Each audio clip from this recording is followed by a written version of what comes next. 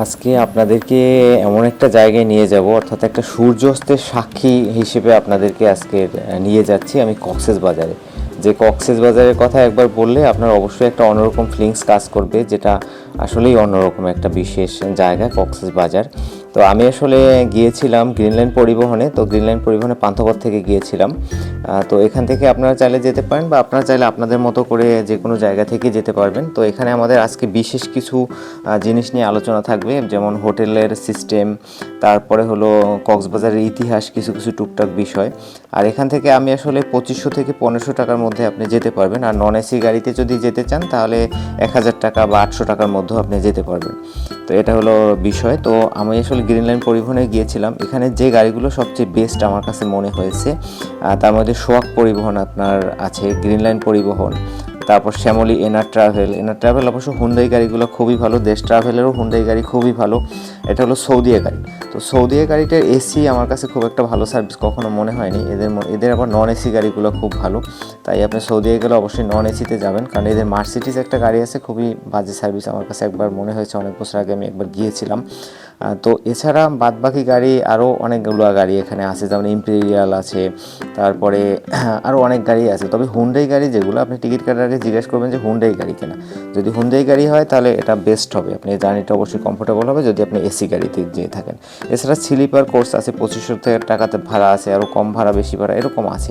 আপনি এখানে গেলে অবশ্যই মানে পান্থপথে, আসলে কি পান্থপথে সব ধরনের গাড়িরই আপনার এখানে আপনি পাবেন, এবং খুব ভালো মানের গাড়ি থেকে শুরু করে এ টু জেড সবগুলো টিকিটই এখান থেকে আপনি পাবেন। এছাড়া আপনি যে কোনো জায়গা থেকে যেতে পারেন, আপনি সায়দাবাদ যাত্রাবাড়ি থেকেও গাড়ি পাবেন।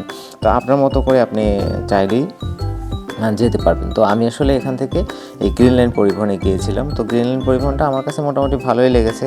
আর আমি ইকোনমিক্স ক্লাসে গিয়েছিলাম, 1500 টাকা ভাড়া নিয়েছিল। তো আমার কাছে মনে হয়েছে যে মোটামুটি চলে আর কি। আর এই গাড়িটা হলো ওদের ডাবল ডেকার গাড়ি, গ্রিনল্যান্ডের ডাবল ডেকার। তো এটা আসলে বড় সাইজ, অর্থাৎ এটার ওই যে আপনার ল্যাগেজটাকে রাখার জন্য এই সিস্টেমটা দেখানোর জন্য আপনাদেরকে এই ভিডিওটা একটু অ্যাড করেছি। তো এটা আমার কাছে ভালো মনে হয়েছে। এই গাড়িটাই আসলে আমাদের গাড়ি ছিল। তো সাদা গাড়িগুলো ভালো আর কি, একেবারে যে খারাপ তা না। তো আমাদের আবার মাঝপথে ব্রেক দিয়েছিল, অর্থাৎ কুমিল্লার আপনার গ্রিন ভিউ হোটেলের এখানে আমাদের গাড়ি দাঁড়ায়। তো এখানে আমরা রাতের বেলা হালকা পাতলা কিছু খেয়ে নিয়েছিলাম। তো মাঝপথে একটু ব্রেক তো দেওয়ার দরকার হয়, ওয়াশরুম টওয়াশরুমের বিষয়ের জন্য হয়, সব কিছু নিয়েই আসলে দুবার আসলে কক্সবাজার যাওয়ার পথে গাড়ি ব্রেক দেয়। মাঝপথে আরও একবার সকালবেলা আমাদেরকে ব্রেক দিবে, সেটা নিয়ে আপনাদের সাথে কথা বলবো। এখানে আরেকটা গাড়ি যেটা বলেছিলাম ইম্পেরিয়াল রয়্যাল, তো এই ইম্পেরিয়াল গাড়িটার আসলে ডেকোরেশনটা আমার কাছে খুব সুন্দর লেগেছিল, মানে এটা একটু অন্যরকম মনে হয়েছে। আমি সেই গাড়িতে কখনো যাইনি, তবে স্লিপারের জন্য মনে হয় খারাপ হবে না। এইটা হলো আমাদের গাড়ির সিট, অর্থাৎ গ্রিন লাইনের ইকোনমিক্স ক্লাসের সিট। তো আপনি চাইলে গ্রিন লাইনে ভ্রমণ করতে পারেন, একেবারে যে খারাপ গাড়ি তা না, ভালোই গাড়ি। তো ওভারঅল যেটা মনে হয় আপনি চাইলে এটা ঘুরতে পারেন। তো আমাদের গাড়ি আবার সকালে এখানে নামাই দিয়েছিল। এটা হলো আপনার চকরিয়াতে, কক্সবাজার যাওয়ার আগে একটা 2-3টা আগের জেলা আছে একটা, এখান থেকেও 2 ঘন্টা 2.5 ঘন্টার মতো লাগে যেতে। তো এখানে আরেকটা জিনিস আমার কাছে খুব ভালো লেগেছিলো, এই যে গাছগুলো, অর্থাৎ আমের মুকুল এবং আমের যে ফলগুলো, সেগুলো আমি এখানে দেখেছিলাম। এবং সবচেয়ে মজার বিষয় হলো এখনও গ্রামের এখানে একটা ফিল পেয়েছিলাম, এমনকি কোকিলের ডাক শুনতে পেয়েছিলাম। তো এটা আসলে আমার কাছে একটু অন্যরকম লেগেছে এবং খুবই ভালো লেগেছে যে একটা মানে এত জার্নি করে গিয়ে ওখানে যাওয়ার পরে আসলে মানে ক্লান্তি থাকেনি। এটা একটা খুব ভালো একটা বিষয়। তো আমার কাছে গ্রামের পরিবেশ এমনি আমার কাছে খুব ভালো লাগে, আর গ্রামের ওয়েদার সব কিছু সুন্দর। মানে এটা আসলে গ্রামের মতোই, এর মধ্যে থেকে আমাদের আর কি যাওয়া চকরিয়া একবার বলেছিলাম। তো এই হলো আমাদের মোটামুটি আর কি এই হোটেল বিরতির পরে আমরা আসলে এখান থেকে আবার মুভমেন্ট করব কক্সবাজারের উদ্দেশ্যে। তো কক্সবাজারে আমরা যাওয়ার পরে যে বিষয়গুলো নিয়ে আপনাদের সাথে কথা হবে সেটা হলো আমাদের হোটেল, এবং আমরা আসলে কীরকম হোটেলে থাকলে আমাদের জন্য ভালো হবে, এবং কক্সবাজারের কিছু ইতিহাস যেটা আসলে আমরা অনেকে জানি আবার অনেকে জানি না, সেটাও একটা বিষয়। তো আমরা আসলে এখানে নেমেছিলাম কক্সবাজারের বাস স্ট্যান্ডকে, এখানে আসলে টার্মিনাল নামে পরিচিত। কেউ যদি বলে টার্মিনালে যাব তাহলে এই বাস স্ট্যান্ডে নিয়ে যায়। তো আপনাকে বলতে হবে যে আমি টার্মিনাল যাব বা কক্সবাজার টার্মিনাল, এখান থেকে ঢাকার সব গাড়িগুলো ছাড়ে এবং এখান থেকে চট্টগ্রামের গাড়িগুলোও ছাড়ে। তো আমি আসলে এখান থেকে আসলে আমার যাত্রা শহরের দিকে, এখানে আসলে অনেক হাজার হাজার গাড়ি আসলে পার্কিং করে রাখা আছে। তো আমি আসলে শহরের দিকে যাচ্ছি। আর একটা বিষয় আপনাদেরকে বলে রাখি, এখানে আসলে সিন্ডিকেট চক্রের অভাব নেই। প্রচুর সিন্ডিকেট চক্র, তাই অবশ্যই আপনি কেয়ারফুলভাবে হ্যান্ডেল করবেন সব কিছু। কারণ হলো এখানে দেখবেন সিএনজিওয়ালা, অটোওয়ালা, এরা যারা আছে এরা আসলে হোটেলের সাথে একটা সিন্ডিকেট থাকে। এরা আসলে আপনাকে একটা হোটেলে নিয়ে যাবে, ওখান থেকে তারা একটা হয়তো কমিশন পায়, যার কারণে দেখা গেলো একটা হোটেলে উঠাবে, ওখানে আপনার ভাড়াটা বেশি লাগতে পারে। তাই আপনি চেষ্টা করবেন যদি আপনি হোটেল বুকিং করে না যান তাহলে আপনি নিজেই আপনার মতো করে বুকিং করেন। এটা কলাতলি মোড়, এখান থেকেই আসলে শহরের মধ্যে ঢুকতে হয়। তো এখান থেকে আমি ভিতরে গিয়ে একটা হোটেল নিয়েছিলাম। হোটেল নিয়ে আমি নেক্সটে আপনাদেরকে একটা ভালো লিঙ্ক দেওয়ার চেষ্টা করব, কিছু কিছু হোটেলের কার্ড এবং কিছু নাম্বার আপনাদের দেওয়ার চেষ্টা করব। আপনারা সেগুলো চাইলে সেগুলো দেখতে পারবেন এবং চাইলে আপনার হোটেল বুকিং করে দিতে পারবেন। তবে ফ্যামিলি নিয়ে গেলে আমি মনে করি বুকিং করে যাওয়াটাই বেস্ট। কারণ হলো কি, ফ্যামিলি নিয়ে হ্যাসেলে না পড়া লাগে আর কি। একা একা গেলে, ব্যাচেলারদের নিয়ে গেলে বা ফ্রেন্ডদের নিয়ে গেলে সমস্যা নেই। তখন আপনি আপনার মতো করে চাইলে 1500 টাকা, 2000 টাকা, 1000 টাকা বা 2500 টাকা, 3000 টাকার মধ্যে আপনি হোটেল বুক করে থাকতে পারবেন। আর একটা বিষয় আমি যেটা মনে করি যে বিলাসবহুল হোটেল নেওয়ার কোনো প্রয়োজন নেই।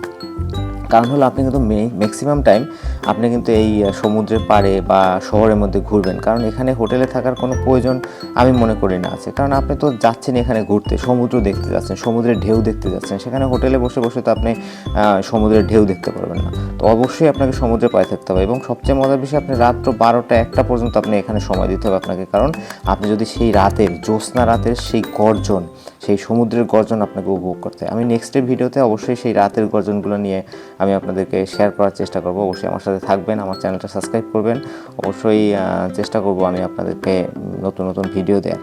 তো এখন যেটা বিষয় হলো যে আপনাকে যেটা করতে হবে যে একটা মোটামুটি হোটেল নিতে হবে এবং আপনাকে ওখানে সময় কাটাতে হবে বাহিরে। তো আমি একটা মনে করেন ভালো একটা হোটেল নিলাম, যেমন টিউলিপ, যদি টিউলিপ আছে ইনানিতে, ওখানেও আপনি নিতে পারেন। ওখানে নিলে কী হবে, আপনি ইনানিতে ওই পারে থাকবেন এবং ওখানে আসলে ওই ভিতরেই থাকতে হবে, বাইরের দৃশ্য আর ওরকম দেখতে পাবেন না। তো ওখানে তো 10,000 15,000 টাকা 5 স্টার মানে হোটেল আমি মনে করি না দরকার আছে। এই ভাইকে দেখতে পাচ্ছেন, এ হলো আসলে ওনাকে আমরা জিজ্ঞেস করেছিলাম যে আসলে আপনি এখানে কেন বসে আছেন। উনি বললো যে যারা সমুদ্রের মাঝে সাঁতার কাটতে কাটতে চলে যায় তারা যাতে বিপদে না পড়ে, তাদেরকে বিপদ থেকে উদ্ধার করার জন্য আমরা আসলে এখানে বসে পর্যবেক্ষণ করি। তো এটা আমার কাছে খুব ভালো লেগেছে বিষয়টা। আমি আসলে এটা খুবই মানে একটা রেসপেক্টেবল একটা বিষয় আমার কাছে মনে হয়েছে। কারণ অনেকেই আসলে ওখানে বুঝে না যে আসলে কত দূর যেতে হবে। সমুদ্রের ঢেউয়ে দেখবেন কি, আপনি ঢেউ সাঁতার কাটতেছেন, এর মধ্যে হঠাৎ করে পায়ের নিচে বালু সরে যায় এবং ঢেউগুলো এত মারাত্মক যে আপনাকে যে কোনো সময় টেনে নিয়ে যেতে পারে। তাই এটাও খুব কেয়ারফুল, যতই এনজয় করবেন কিন্তু এনজয় করার পাশাপাশি নিজে একটা সেফ জোনে থেকে সবসময় এনজয় করতে হবে। আর একটা বিষয় যেটা নিয়ে মেইনলি আমি আলোচনা করতে চেয়েছিলাম সেটা হলো এই যে 120 কিলোমিটার, অর্থাৎ আমাদের হলো এই কক্সবাজার সর্বোচ্চ অর্থাৎ ওয়ার্ল্ডে অর্থাৎ বিশ্বের সবচেয়ে বড় সমুদ্র সৈকত হইল আমাদের এই কক্সবাজার, যেখানে 120 কিলোমিটার পর্যন্ত বিস্তৃত। অর্থাৎ 120 কিলোমিটার আপনার দূরত্ব, মানে এত বড় সমুদ্র সৈকত যেটা বাংলাদেশেই শুধু আছে, ওয়ার্ল্ডের আর কোথাও নেই। এটা কিন্তু আমাদের একটা বড় পরিচয় যে আপনার সবচেয়ে বড় সমুদ্র সৈকত হলো বাংলাদেশে, সেটাই আপনি এখানে বসবাস করেন, সেটা আমাদের কক্সবাজার। তো এখন হলো মজার বিষয় হলো কক্সবাজারের যে আসলে নামকরণ, এটা সম্পর্কে আমরা অনেকেই কিন্তু জানি না। তো আসলে কক্সবাজারের যে প্রাচীন একটা বিষয় আছে, প্রাচীন যেটার নাম, এটার আপনারা আমার সাথে থাকবেন। আমরা আসলে সূর্যাস্ত দেখতে দেখতেই আসলে এই কক্সবাজারের হিস্টোরিটা নিয়ে একটু আলোচনা করব। তো কক্সবাজারের হলো প্রাচীন নাম ছিল কিন্তু পালঙ্কি। আমরা হয়তো অনেকে জানি বা অনেকে জানি না। এই পালঙ্কি নামকে পরিবর্তন করে এই নাম করা হয় কক্সেস বাজার।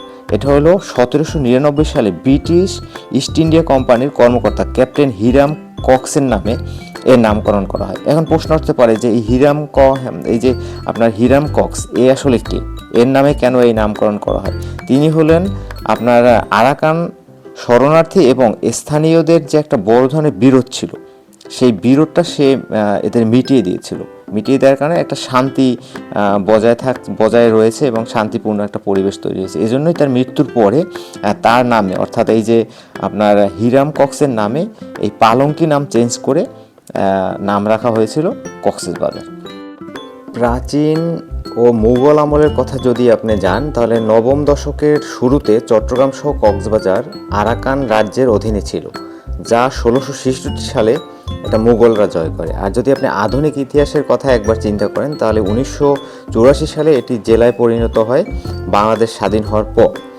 এটি দক্ষিণ ও পূর্ব বাংলাদেশের একটি সামুদ্রিক পর্যটক কেন্দ্র এবং মৎস্য বন্দর হিসেবে গড়ে ওঠে। আর বর্তমানে 2017 সাল থেকে রোহিঙ্গা শরণার্থীর আগমনের ফলে কক্সবাজার বিশ্বের বৃহত্তম শরণার্থী ক্যাম্পের জন্য পরিচিতি লাভ করে। কক্সবাজারের ইতিহাস আসলে একটা দীর্ঘতম ইতিহাস, যেখানে আপনার হলো প্রকৃতি বিচিত্রময় এবং সমুদ্র সৈকত এবং রাখাইনদের সংস্কৃতি সব কিছু নিয়ে একটা অন্যরকম পরিবেশ সৃষ্টি করে, যেটা আসলে আনবিলিভেবল একটা আপনাকে একটা ফিল দিবে এবং সব কিছু নিয়ে। তো ওভারঅল যদি আমরা এক কথায় প্রকাশ করি তাহলে হলো এটা আমাদের একটা বড় সম্পদ। বড় সম্পদ বলতে এত বড় একটা জায়গা নিয়ে আমাদের আসলে সমুদ্র সৈকত, যেটা আসলে আপনি ভাবতেও পারবেন না, যেটা ওয়ার্ল্ডের মধ্যে একমাত্র আমাদের বাংলাদেশের মধ্যেই এটা আছে। তো এটা আসলে আমাদের একটা অবশ্যই বড় পাওয়া। আর আপনি যদি সুযোগ হয় তাহলে অবশ্যই এই সূর্যাস্ত দেখার জন্য এই কক্সবাজারে সময় কাটাবেন এবং আপনি যাবেন। আপনি শুধু সূর্যাস্ত না, এখানে প্রতিটা জিনিসই আসলে অন্যরকম সৌন্দর্য লুকিয়ে আছে। আপনি সমুদ্রে এই যে 120 কিলোমিটার হয়তো আপনার কখনো যাওয়া হবে না বা যাওয়া হয়েছে কিনা আমি জানি না, এই বিশাল একটা জায়গা নিয়ে যে এই সমুদ্র সৈকত, এই যে সৌন্দর্যতা, এটা আসলে আনবিলিভেবল। আমাকে আসলে এই সূর্যাস্তটা, আমি আসলে আপনাদের এই সূর্যাস্ত দেখানোর জন্যই ওয়েট করতেছিলাম। তো আপনারা আমার সাথে থাকবেন এবং এই সূর্যাস্ত দেখবেন।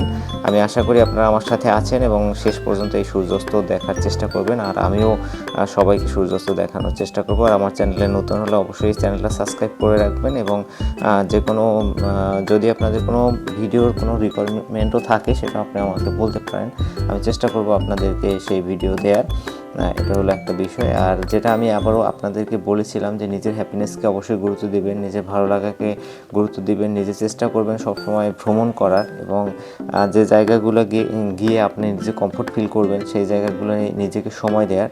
আর নিজের প্রতি সবসময় খেয়াল রাখবেন, কারণ আপনি নিজে যদি ভালো থাকেন তাহলে কিন্তু আপনি সবাইকে ভালো রাখতে পারবেন। এটা কিন্তু একটা মোস্ট ইম্পর্টেন্ট বিষয়।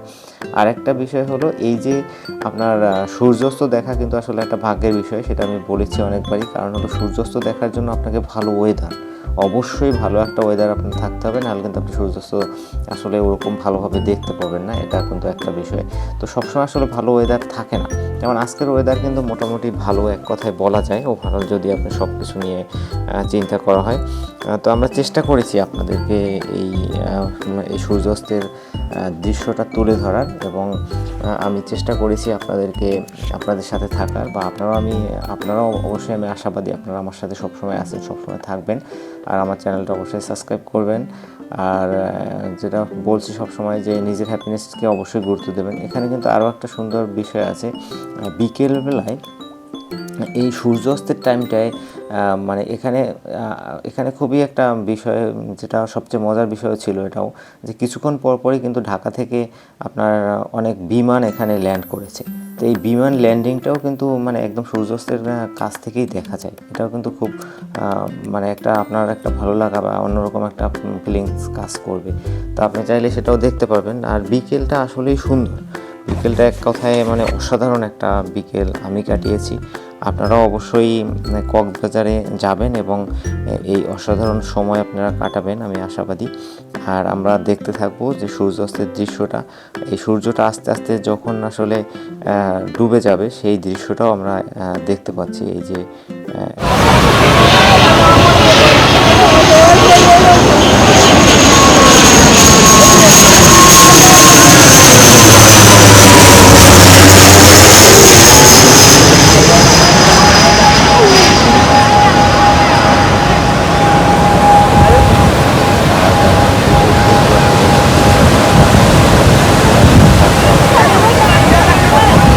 সূর্য অস্তে যাওয়া মানে আজকের দিনের সমাপ্তি ঘটানো, কিন্তু আজকের দিনের সমাপ্তি মানে আরেকটা নতুন দিনের আশায় আমাদের বসে থাকা, অর্থাৎ আরেকটা দিন আমরা পেতে যাচ্ছি আগামী দিন। তো আগামী দিন অবশ্যই আমি আপনাদেরকে ভালো কোনো ভিডিও আপনাদের জন্য নিয়ে আসব। আপনারাও আমার সাথে থাকবেন, আমিও চেষ্টা করব আপনাদেরকে ভিডিও দেওয়ার।